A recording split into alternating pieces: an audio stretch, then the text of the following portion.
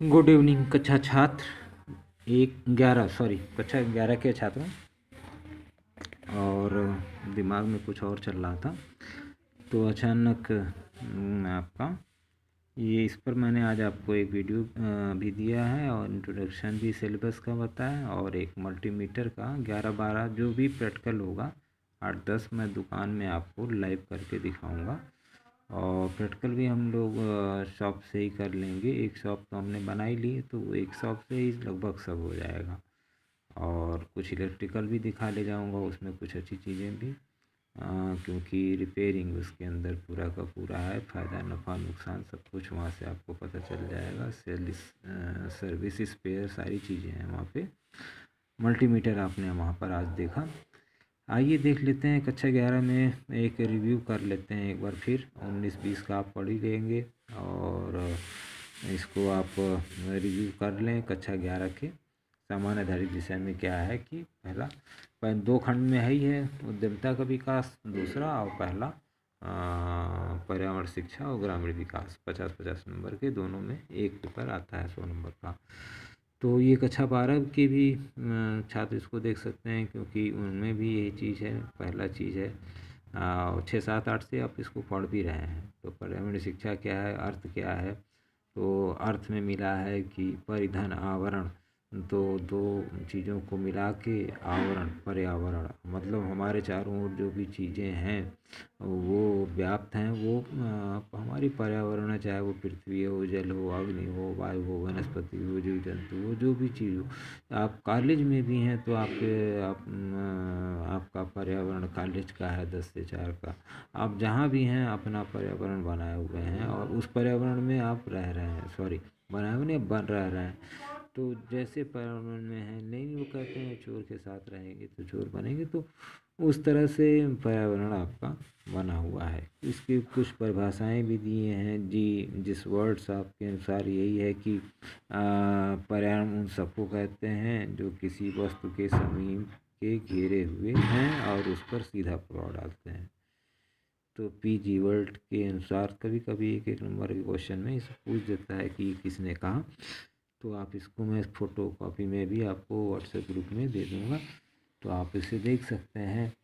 और पर्यावरण अध्ययन की आवश्यकता और महत्व क्या है, एक लाइन में एक अच्छा 12 को भी पढ़े हैं और 11 में भी आप जान लीजिए कि पर्यावरण अध्ययन अगर नहीं करेंगे, आप पर्यावरण के बारे में नहीं जानेंगे कहीं क्या है कैसे, तो रहन सहन खान पान सब कुछ पता चल जाएगा। में दिक्कत आएगी ना आपको। अगर आप चेन्नई रहने चले जाएंगे तो वहाँ डोसा खाते हैं लोग, तो आप दाल चावल चोखा बाटी कहाँ से पाएंगे। तो पर्यावरण हर जगह बदलता रहता है, मनुष्यों में भी और जीवधारियों में भी। तो हर जगह बदलता है और इसकी समस्या भी है और इसको समझना होगा आपको। इसमें यही सब अध्ययन करते हैं आप और इसकी आवश्यकता है क्योंकि आज की डेट में देखिए कि कितना पर्यावरण की वजह से ही जो है जो कई शहर परेशान हैं। पर्यावरण में कार्बन और वायरस दोनों इस समय चल रहे हैं। तो इस तरह से अगर आप जीवों के आधार पे तरल पदार्थ में देख लें तो सतही जल पे आदमी रहता है, समुद्री जल में जो है 71% तो समुद्र ही है आपके पास।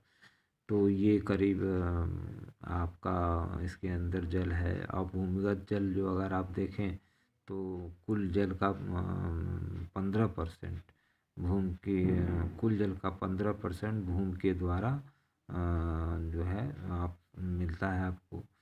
और पर्यावरण के क्षेत्र में अगर आपसे कोई पूछता है कि इसके क्षेत्र क्या हैं तो स्थान, वायु, जल और जैव मंडल है। तो स्थान क्या है, पृथ्वी का स्वरूप जो है आपका वो स्थान है। वायु चारों ओर या तरफ से आपको घेरे हुए है। जल ऑक्सीजन H2 और हाइड्रोजन का यौगिक रूप बन के H2O2 बनता है। तो इसमें पशु पक्षी सब आते हैं आपके, क्योंकि इसी से पर ये जीवित भी रहते हैं और आदमी भी इसमें है।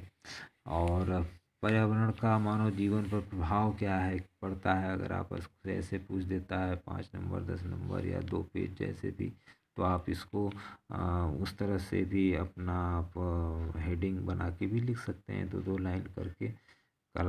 इसमें स्केच का प्रयोग ना करिएगा, ब्लैक और ब्लू पेन का ही यूज़ करिएगा। जो है जलाशयों का जल राशियों का प्रभाव जो है आपका विशेष मानव जीवन पर प्रभाव पड़ता है। नदी, झील, सागर जिस तरह के बीच हैं विदेशों में आपके पास नहीं है, पठार का जहाँ कहीं है तो वहाँ पर मानव जीवन प्रभाव पड़ता है। जलवायु और जीवन, जलवायु जैसी है और जीवन वहाँ का जलवायु जैसी रहेगी हिमाचल प्रदेश की, तो इस तरह का रहेगा। तो पर्यावरण के प्रकार के बारे में आपसे पूछ लेता है कि क्या कितने प्रकार के होते हैं, तो दो ही हैं, भौतिक और मतलब एक प्राकृतिक और एक मानव निर्मित। तो प्राकृतिक तो आप सभी लोग जानते हैं कि जो भी चीज़ भगवान ने बनाई है वो प्राकृतिक है। और जो है घूर्णन शक्ति कह लीजिए, सूर्य का ताप कह लीजिए, भूकंप कह लीजिए, ये सब तत्वों में आप जो ज़मीन के अंदर पाते हैं ये सब चीज़ें आपकी हैं और ईश्वर की प्राकृतिक हैं। और मानव से आपने जो बनाई हैं, जो शक्तियाँ बनाई हैं, थर्मल पावर प्लांट वगैरह बनाए हैं, बहुत सी चीज़ें आपने बनाए हैं, तो उनकी प्रक्रियाएँ की हैं, तत्व उसमें यूज किए हैं। तो इस तरह की प्रकार हुए। अब पर्यावरण के संग अगर आपसे छात्रों को पर्यावरण शिक्षा, सरकार भी इसके प्रति सचेत हो गई है।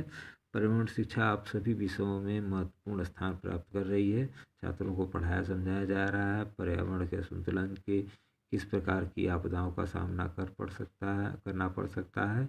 अतः आरंभ से ही पर्यावरण के विभिन्न अंग तथा तत्वों को परस्पर संबंधों के विषय में उनको शिक्षा दी जाती है।